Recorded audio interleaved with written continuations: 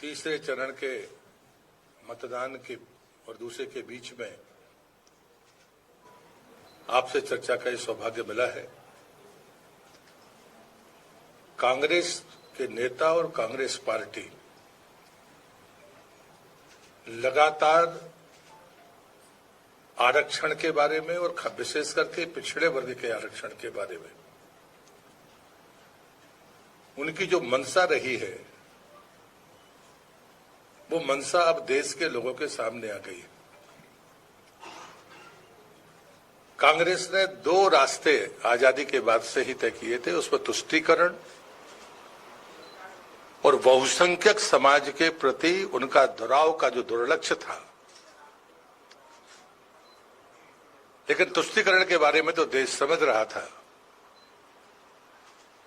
लेकिन बहुसंख्यकों के खिलाफ कांग्रेस की जो मंशा है वो पहली बार आज बहस का मुद्दा बनी है और देश के सामने वो बातें आई हैं। और इसलिए मैं सकारात्मक अपने पक्ष से बात शुरू करूंगा।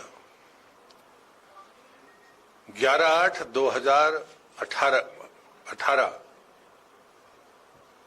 हमारे लिए एक बहुत ही ऐतिहासिक तिथि है, जिस दिन मोदी सरकार ने पिछड़ा वर्ग आयोग को संवैधानिक दर्जा दिया था। ये बात मैं जानबूझकर कह रहा हूं, क्योंकि जो मनसा कांग्रेस की थी उस मनसा का ये सबसे बड़ा प्रमाण है कि संविधान में उल्लेख होने के बावजूद भी कांग्रेस ने 2018 तक का आने का इंतजार किया कि मोदी जी की सरकार बनेगी और वो उस कमीशन को संवैधानिक दर्जा देंगे। कमीशन बना 1993 में, लेकिन उसको संवैधानिक मान्यता नहीं मिली। और उसके पीछे जो मैं षड्यंत्र और मंशा देखता हूं, ताकि राज्य मन मर्जी से अपने आयोग बनाकर जो चाहे वो करते रहे।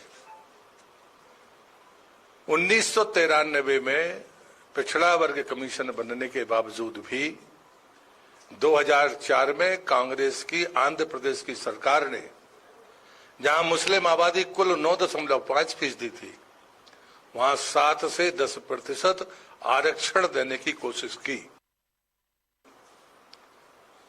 वो अलग बात है कि आंध्र के हाईकोर्ट ने उसको इनकार कर दिया। फिर उन्होंने 2005 में अटेम्प्ट किया, 2006 में किया, 2006 में किया, और उसके बाद 2010 और अभी तक वो सुप्रीम कोर्ट में चल रहा है।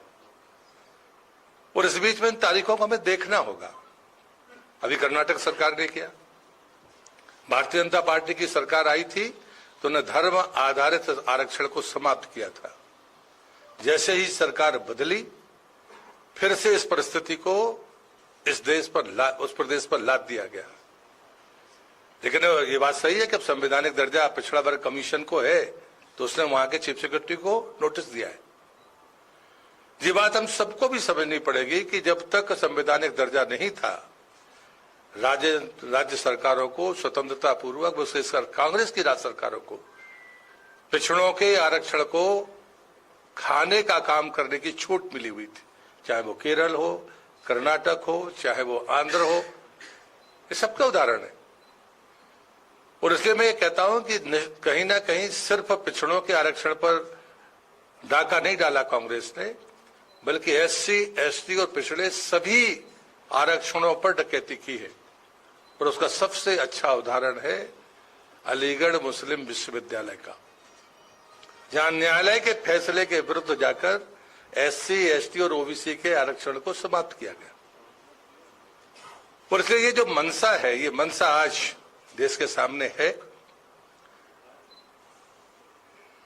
माननीय पूर्व प्रधानमंत्री मनमोहन सिंह जी का बयान, अब कांग्रेस उसको झुठला नहीं पा रही है, लेकिन वो बयान था कि इस देश की संपत्ति पर पहला अधिकार मुसलमानों का है।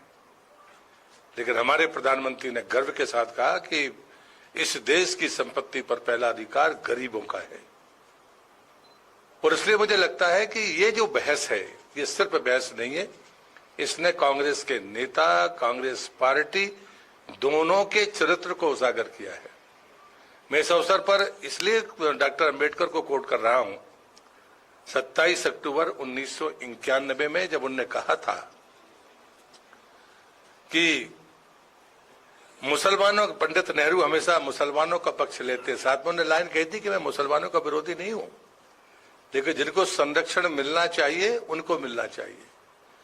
ये तुष्टीकरण और बहुसंख्यक वर्ग के विरुद्ध कांग्रेस की मंशा अब व्यापक तरीके से जनता के बीच में आई है, और इसलिए मैं मानता हूं कि ये जो निर्णय है, ये निर्णय देश को कमजोर करने वाले निर्णय हैं, लोकतंत्र को आहत करने वाले निर्णय हैं, हमारी संवैधानिक मान्यताओं को चकनाचूर करने वाले निर्णय हैं कांग्रेस के।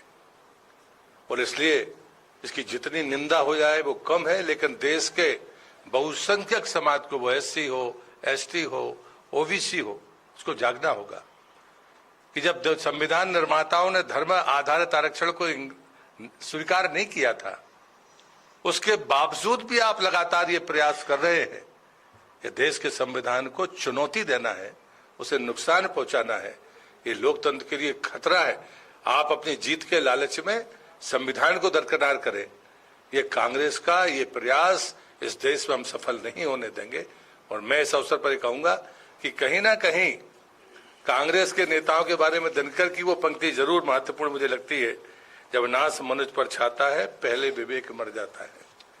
व्यक्तियों का तो ठीक है, यहां तो पूरी पार्टी लगातार इस गलतियों को दोहराने का अपराध कर रही है, और इसलिए मुझे लगता है कि देश को ताकत के साथ खड़ा होना होगा, खास करके वो बहुसंख्यक समाज एससी, एसटी और ओबीसी। मैं आपके माध्यम से प्रार्थना करूंगा उसे इस कांग्रेस की मंशा को ध्वस्त करने के लिए ताकत के साथ इस यज्ञ में अपनी आहुति डालनी चाहिए, ताकि हम संवैधानिक मान्यताओं का, अपने लोकतंत्र का की रक्षा कर सके और इन षड्यंत्रों को विफल कर सके। मुझे कितना ही कहना है, कुछ आप पूछेंगे तो मैं जरूर जवाब दूंगा। विनोद जी, क्या आपको लगता है कि मध्य प्रदेश में 2 चरण का चुनाव हुआ है, वहां पर एससी, एसटी और ओबीसी का मतदान कम हुआ है? नहीं, ऐसा बिल्कुल नहीं है। सब जगह पर, चाहे बालाघाट हो, छिंदवाड़ा हो, होशंगाबाद हो, मतदान प्रतिशत में सेग्रीगेट करने की कोई व्यवस्था वैसी नहीं है, लेकिन जो क्षेत्रों में चुनाव हुए हैं वहां पर बड़ी संख्या में पिछड़ा वर्ग मतदाता है।